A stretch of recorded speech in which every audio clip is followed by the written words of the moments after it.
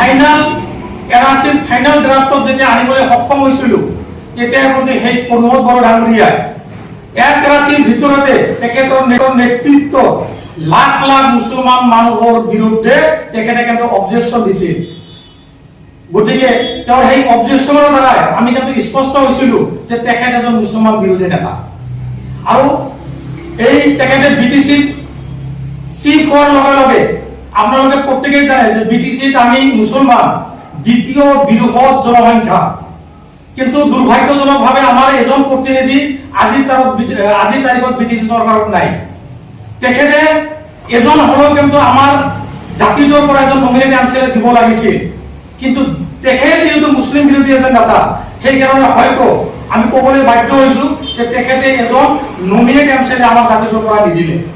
আৰু শেহতীয়াকৈ যি ওয়াকাফ এমেন্ডমেন্ট বিল এক্ট যি পৰিণত হ'ল সেই আইনখনত তেখেতৰ দুজন এমপি নিৰ্লজ্জভাৱে মুছলমানসকলক অপমান কৰি সেই এক্টখনত কিন্তু তেখেতসকলে সন্মতি জনাইছে। গতিকে আমি তেখেতসকলক গৰিহণা দিছোঁ আমি। আৰু তেখেতসকলে বিশেষকৈ প্ৰমোদ বড়ো ডাঙৰীয়াই তেখেতৰ দুজন এমপিয়ে এই ওয়াকাফ এমেন্ডমেন্ট এক্টখনক সমৰ্থন কৰি তেখেত যে মুছলমান বিৰোধী নেতা এই কথাখিনি আকৌ এবাৰ তেখেতে কেৱল প্ৰমাণ কৰি দেখুৱালে।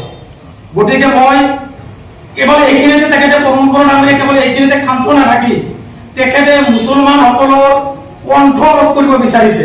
অৰ্থাৎ মই ক'ব বিচাৰিছোঁ যে আজিৰ তাৰিখত প্ৰমোদ বড়ো ডাঙৰীয়াই মুছলমানসকলৰ যি বাক স্বাধীনতা সেই বাক স্বাধীনতাও কিন্তু তেখেতে কাঢ়ি ল'ব বিচাৰিছে। উদাহৰণস্বৰূপে মই ক'ব বিচাৰিম যে আপোনালোকে নিশ্চয় চাইছে, মই ফেচবুকত চাইছোঁ, ইয়াতে মোৰ প্ৰমাণ আছে যে ইউপিপিএলৰ সংখ্যালঘু প্ৰসংগ কৰ্মৰ পৰা এটা ফটোৱা জাৰি কৰা হৈছে। মই ফটোৱা বুলি কৈছোঁ, এটা ফটোৱা জাৰি কৰা হৈছে। মই ফেচবুকত চাইছোঁ, মই নিজে কোৱা কথা নহয়। এটা ফটোৱা জাৰি কৰা হৈছে, তাতে স্পষ্টকৈ কোৱা হৈছে যে ইউপিপিএলত থকা কোনো এজন মুছলমান নেতাই যাতে এই ওয়াকাফ এমেন্ডমেন্ট এক্টক লৈ যাতে কোনো ধৰণৰ বক্তব্য প্ৰদান নকৰে। বৰ দুৰ্ভাগ্যজনক কথা। মই আপোনালোকৰ জৰিয়তে ইউপিপিএলত থকা মুছলমান ভাইসকলক প্ৰশ্ন কৰিব বিচাৰিছোঁ, আপোনালোকৰ স্থিতি কি? আপোনালোকে এই যি আমাৰ জাতি ধ্বংসী ওয়াকাফ এমেন্ডমেন্ট এক্ট যিখন প্ৰণয়ন হৈছে আজিৰ তাৰিখত সমগ্ৰ ভাৰতবৰ্ষ চুকে কোণে এই বিলৰ এই আইনৰ কিন্তু বিৰুদ্ধে কিন্তু আন্দোলন আৰু প্ৰতিবাদ হৈ আছে, কিন্তু আজিৰ তাৰিখত আপোনালোকে নিমাত হৈ আছে। গতিকে আজি এই আপোনালোকৰ সাংবাদিক বন্ধুসকলৰ জৰিয়তে মই প্ৰশ্ন কৰিব বিচাৰিছোঁ যে আপোনালোকে আপোনালোকৰ স্থিতি স্পষ্ট কৰক।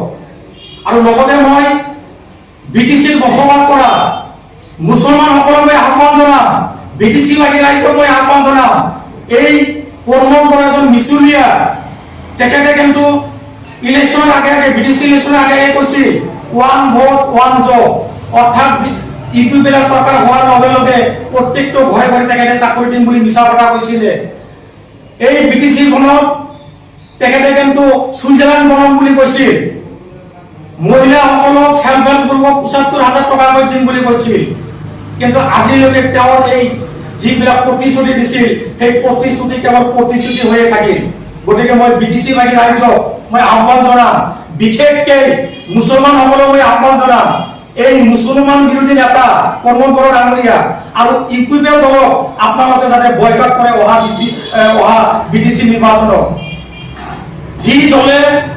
যি দলৰ মুৰব্বীয়ে আমাৰ মুছলমান বিৰোধী মুছলমানসকলক মাজে মধ্যে অপমান কৰি থাকে সেইজন নেতাৰ বিৰুদ্ধে যাতে আপোনালোকে সঠিক সিদ্ধান্ত লয় অহা বিটিচি নিৰ্বাচনত, তাৰ কাৰণে মই সকলোকে আহ্বান জনাই মই আজিৰ প্ৰেছ মিটত এইখিনি মই ক'বলৈ উপস্থিত থকা বিপিএফ কেন্দ্ৰীয় সমিতিৰ অনন্ত ছেক্ৰেটাৰী ডক্টৰ ৰেজল কৰিম ডাঙৰীয়া, বিপিএফ দলৰ কেন্দ্ৰীয় সমিতিৰ অৰ্গেনাইজিং ছেক্ৰেটাৰী সন্মানীয় আনোৱাৰ হোসেন ডাঙৰীয়া, ফকিৰাগিলা ব্লক বিপিএফৰ সন্মানীয় সভাপতি ইজামুল হক ডাঙৰীয়া, ইনচাৰ্জ সভাপতি সন্মানীয় ফজল হক ডাঙৰীয়া, সংখ্যালঘু পক্ষৰ উপ সভাপতি চাহিদ আলী ডাঙৰীয়া, ফকিৰাগিলা সংখ্যালঘু বিহুৰ শুভেচ্ছা জ্ঞাপন কৰিছোঁ। যিয়ে নহওক আমি ইতিমধ্যে প্ৰত্যেকেই জানো যে যোৱা কিছুদিন আগত বিজেপি আৰু বিজেপি দলৰ যিসকল সহযোগী দল আছে তেওঁলোকে লোকসভা আৰু ৰাজ্যসভা ওয়াকাফ এমেন্ডমেন্ট এক্ট নামৰ এটা আইন প্ৰণয়ন কৰিছে। আমি ক'ব বিচাৰিছো সেই এমেন্ডমেন্ট এক্টখন সমগ্ৰ ভাৰতবৰ্ষত বসবাস কৰা এক মুছলমানসকলৰ এক সৰ্বনাশী আইন। গতিকে আমি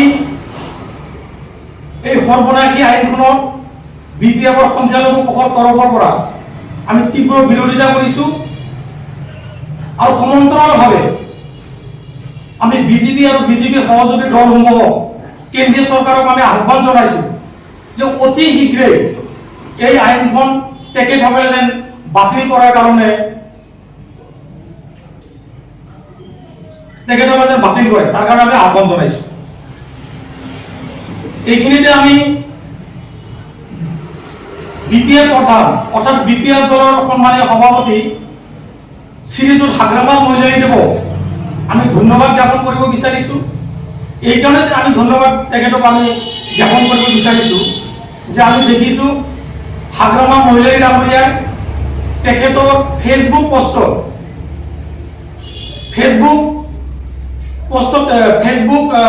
তেখেতে এটা পোষ্ট কৰিছে, যি পোষ্টত তেখেতে এই আইনখন লৈ চিন্তা ব্যক্ত কৰিছে আৰু সমান্তৰালভাৱে তেখেতে বিটিচিত বসবাস কৰা মুছলমান সমাজলৈ তেখেতে এটা বাৰ্তা দিছে যে অহা দিনত বিপিএফৰ চৰকাৰ হোৱাৰ লগে লগে বিটিচিত থকা যি মুছলমানসকলৰ যি মছজিদ মাদ্ৰাছাৰ কবৰস্থান আছে সেই মছজিদ মাদ্ৰাছাৰ কবৰস্থানত মাটিসমূহ সংৰক্ষিত কৰিব আৰু সেই মাটিসমূহ তেখেতে পট্টা প্ৰদান কৰিব।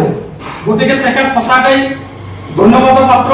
আমি সংখ্যালঘু পক্ষৰ তৰফৰ পৰা বিটিচিত বসবাস কৰা মুছলমানৰ হৈ তেখেতক আকৌ এবাৰ আমি ধন্যবাদ জ্ঞাপন কৰিছো। দ্বিতীয়তে আমি আৰু এটা কথা ক'ব বিচাৰিছো, আমি কিন্তু বৰ্তমানৰ বিটিচি চৰকাৰৰ মুৰব্বী পৱন বৰা ডাঙৰীয়া আৰু ইউপিপিএল দল তেখেতসকল যে এটা মুছলিম বিৰোধী দল আৰু পৱন বৰা ডাঙৰীয়া এজন মুছলিম বিৰোধী নেতা, এই কথা কিন্তু তেখেতে বাৰে বাৰে কিন্তু প্ৰমাণ দি আহিছে। আমি উদাহৰণ হিচাপে ক'ব পাৰোঁ, যি সময়ত NRC আপডেশ্যন হৈছিল সেই সময়ত কিন্তু আটাইতকৈ শংকিত হৈ আছিল আমাৰ মুছলমান জাতিটোৱে। মুছলমানসকলে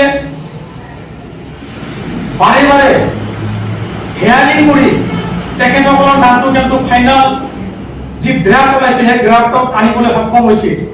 এক কথাত ক'বলৈ গ'লে সেই কুঁহিয়াৰৰ চেপা দি কিন্তু আমাৰ মানুহখিনিক চেপা হৈছিল, অৰ্থাৎ হেয়াৰিং কৰা হৈছিল। সেই হেয়াৰিঙৰ জৰিয়তে